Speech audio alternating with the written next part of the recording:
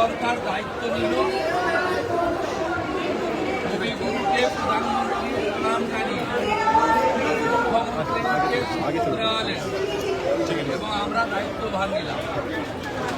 বাংলা বাঙালির সংস্কৃতি কবিগুরুর চেতনাতে, কবিগুরুর ভাবনাতে হবে। তার আজকে শুভ সূচনা। শুভেন্দুদা, একটাই মন্ত্র স্বামীজির, চোরইবতী চোরই। শুভেন্দুদা, দূরদর্শন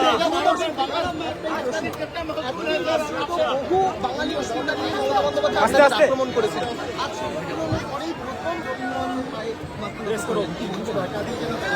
আরে ধুতি পাঞ্জাবিতে থাকা ডক্টর শ্যামাপ্রসাদ মুখার্জির তৈরি করা আদর্শের ভিত্তিতে যে রাজনৈতিক দল, তাকে তাদের কাছ থেকে সার্টিফিকেট নিতে হবে না। আমি এখানে বিতর্ক কথা বলবো না, আমি মুখ্যমন্ত্রী, আমি এখন সকলে। আমি চাই শুভবুদ্ধির উদয় হোক।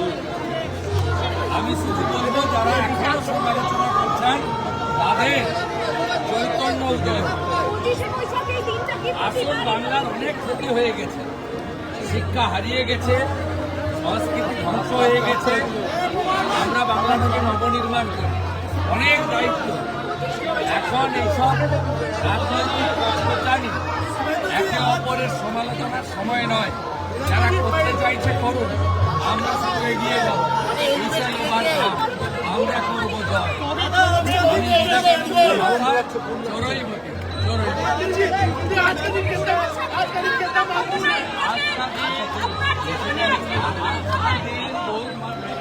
देश के लिए बंगाल के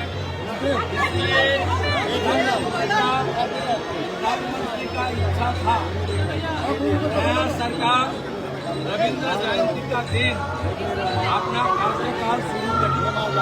इसलिए हम लोग प्रधानमंत्री का नेतृत्व में कवि गुरु को प्रणाम करते हुए आज संविधान को मानते हुए हम वोट टेकिंग किया, शपथ लिया। उसका बहुत पहला सरकारी कार्यक्रम जोड़ा साको से हुआ है। कवि गुरु को प्रणाम करके माला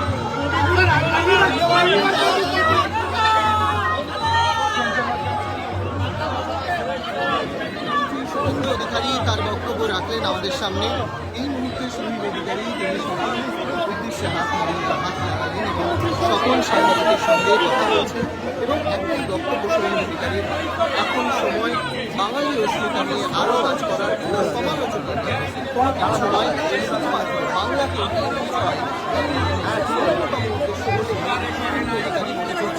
সেই ছবিটা আপনাদের সামনে তুলে ধরা। আপনারা দেখছেন সময় বাংলা, সময়ের সাথে সবার পাশে।